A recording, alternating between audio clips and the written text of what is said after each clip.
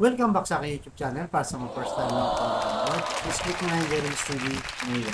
Anyway guys, wala naman ito, libre lang. Tulong mo na lang din sa kapwa mo. Alright, thank you very much po. So topic natin yung for today's reflection. Gaano ba binago ang buhay mo ng iyong pananampalataya? O may nagbago na ba sa buhay mo dahil sa pananampalataya? So madalas kasi guys, pag nagpi-flex lang tayo, o nagpo-post sa Facebook, yung mga achievement, yung mga pinuntahan, at kung ano-ano pa. Hindi natin na ipopost minsan, di ba? Yung pananampalataya natin. O yung mga Bible verse, o kung ano pa mang sa religious post, di ba? So, kung binago ka ng pananampalataya mo, ano kaya yun, di ba?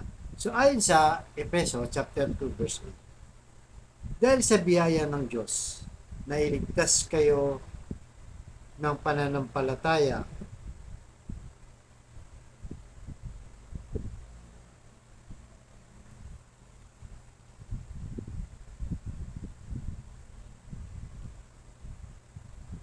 So, sabi sa Efeso, chapter 2, verse 8, dahil sa biyaya ng Diyos, nailigtas kayo nang sumampalataya kayo kay Kristo. Kaloob ito ng Diyos at di ito galing sa inyo. Yung guys, napakalinaw, di ba? So, ibig sabihin, yung pananampalatayang galing sa Diyos, galing kay Kristo, ay kaloob o grasya na nananggaling sa Diyos. Hindi sa ating sariling effort yan. Yan ay galing sa Diyos. Di ba? Unang-una, nung binigay sa atin ng ating amang nasa langit, ng ating Panginoong Yesus. Diba? Bagamat taon nang lumipas, 2,000 years ago, doon sa krus ng Kalbaryo, di ba? Na nagdusa siya, pinako sa krus, minura, inalupusta, di ba? At kung ano-ano pa mga masasakit na ginawa sa kanya, sa salita man o sa laman. So marami siyang paghihirap, pero okay lang sa kanya yun. Ang importante ay naniniwala tayo sa kanya ngayon na binabago tayo ng pananampalataya natin kay Kristo. Kasi guys, may mga taong na hindi pa rin naniniwala sa ating Panginoong Yesus. Kahit sa Old Testament guys, yung mga pananampalataya nila ay siyang naging silbi para maging daan para maniwala sa Diyos at mabago ang kanilang buhay. So isang nabago sa buhay noong panahon na yon, di ba? Sa Old Testament, itong si Rahab, isang babaeng masama, prostitute, makasalanan. Pero dahil sa grasya ng Diyos, pinili pa siya guys. Nagkaanak pa sa itong si Boaz. Itong si Boaz ay isang matuwid at mabuting tao at nagkaroon siya ng lahi. Diba? At ang lahi ito, magtataka kayo, mula sa makasalanan ng kanyang ina, ay binago ng Diyos dahil naniwala siya. Ay ang lahi nito ay kadugtong ng mga lahi ni Haring David na kung saan ay galing ang ating Panginoong Yesus. Kanyang lahi, di ba? Ay Haring David. So imagine mo, di ba? Isang prostitute, masamang babae, makasalanan, pero iba yung Diyos pag gumawa ng grasya, di ba? Kahit sa New Testament, guys, di ba? Itong si San Pablo, di ba?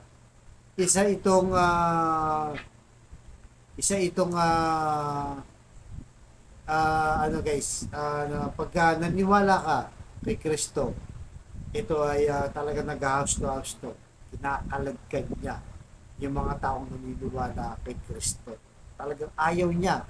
Mabanggit lang ang pangalan ng Kristo, ayaw niya. Pero nung nagpakita mismo, swerte rin si ano yun, no? O pinagpala rin si San Pablo. Sa kabila ng ganun, di ba? Na pinopresecute niya, di ba? Yung mga taong naniniwala kay Kristo at nagpakita mismo sa kanya ang ating Panginoong Yesus. Na kung saan ang kanilang pagtatagpo, di ba? Nabulag siya.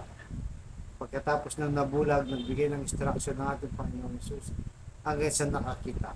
Pagkatapos nun, binago na lahat ang kanyang buhay. Naging mangangaral na siya, lalo na sa mga hentil.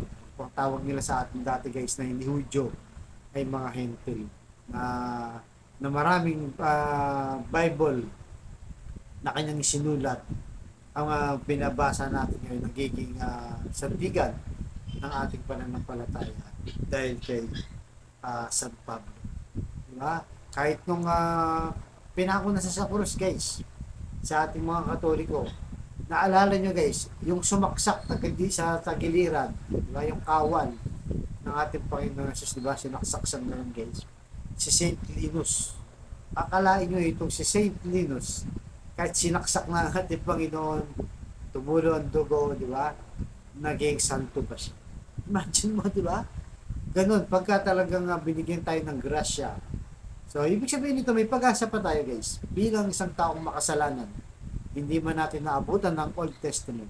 Hindi man natin inabutan yung New Testament ng panahon ng Panginoon Jesus. Pero hanggang sa panahon ngayon, dahil hindi siya nagbabago, ay yung grasya ng Diyos ay patuloy na dumadalo. So kahit masamang tao ka, naging drug addict ka, drug pusher ka, mamamatay tao ka, diba? At kung ano-ano pa mga kasamaang nagawa mo, kasalanan mo sa mundo nito, ay kaya-kaya kang patawarin. Basta lumapit ka lang sa ating Panginoong Jesus, diba? Yung kaloob na grasya ay gagaling sa Kanya, hindi sa atin. So hindi natin kayang tubusin ang ating mga kasalanan. Dahil lahat tayo makasalanan. Walang perfecto sa atin. Pero dahil sa grasya o kaloob ng grasya ng Diyos, ay pwede tayong patawarin at bigyan tayo ng grasya para mapatawad lahat ang ating mga kasalanan. Kaya yan po ang ating ilagay sa ating puso at isipan. At idalangin natin na sana nga ay bigyan tayong grasya ng Diyos na kahit na masama tayo ay babago ang ating buhay. Di ba? Kagaya ko guys, hindi rin ako mabuting tao, di ba? Hindi naman tayo perfectong tao. Pero dahil sa grasya ng Diyos, hindi tayo nakakalimot magsimba, dasal, di ba? Kaya naman ang buhay natin guys, hindi hindi hindi sobrang yaman, hindi rin naman ikaw sa buhay, sakto lang. Nakakain namin ng gusto namin, napapaaral namin sa mga private school ang mga anak namin, nakakapasyal kami, kumakain kami sa namin gusto, simpleng buhay lang nagaling sa grasya ng Diyos. Dahil simpleng tao lang, di ba? Na dati talagang alos wala ka maisain. Pambili ng gatas, pambili ng diaper, naranasan ko yan guys. Dahil noong mga bata pa yung mga anak, talagang hirap sa buhay. Pero ngayon, awa ng Diyos. Dahil lang hindi tayo tumitigil sa ating pananampalataya, kahit pa paano, hindi man perfecto, kaya yung sinasabi ko guys, lahat tayo makasalanan. Pero huwag tayong makalimot na gumawa ng mabuti at manampalataya at maglingkod sa Diyos. Ay tsak yun. Gagaan ang ating buhay. At siyempre, tumulong sa ating kapwa. Huwag tayong maging madami. Kaya sa kapatid natin nanonood sa aking vlog na may matinding karamdaman, problema sa pamilya, problema rin sa financial, sabayin mo ko sa napakasimpleng dasal. Pero kung ikay maniwala at magtiwala sa Diyos, lalo na kayo manampalataya, ay bubuhos ang kanyang grasya. Ay hindi man natin galing sa atin, hindi galing sa iyo, galing sa ating Panginoong Jesus. Kaya hingin natin ang kanyang grasya. Pagdasal po natin ng bawat isa. So, tayo manalangin, Lord, i-bless niyo po kapatid namin nanonood sa aking vlog ngayon na malubhana ang karamdaman. Stage 4 cancer na po din. Tinaningan na po sa buhay. At kung ano-ano po mga karamdamang bumabalot sa mga kapatid namin nanonood sa akin vlog. Ipuhin niyo po doon ng inyong mapagpagaling na kamay. Yakapin niyo po, haplosin niyo po. Ang galing niyo po kanyang karamdaman doon. Bigyan niyo po Lord ng kaloob na grasya niyo ng kagalingan sa kanyang katawan. Ganun din po sa pamilyang nasira na o masisira pa lang doon. Iluhin niyo po Lord ang kanilang mga puso, mga sugat na nagkasakitan. Bigis-bigis sa pamilya. Balik ang kanilang magandang relasyon sa kanilang pamilya. At ganoon din po sa pinansa, Lord. Kailangan namin lahat. Lalo na, Lord, yung kapatid namin walang-wala. Ultimong pambili ng 1 kilo ng bigas na kayo na nag-iikaw sa buhay, Lord. Gahanap ng mga pagkakakitaan. Pambili ng ulam. Pambili ng gamot.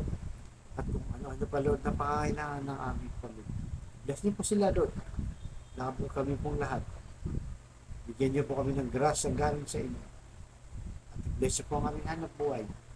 para sa aming ikabubuhay. So ang natang ito yung hiling namin sa matamis na pangalan natin Panginoong Jesus, sabihin namin to God all be the glory. Sa ngalan ng Ama, ng Anak, ng Jesus Christ.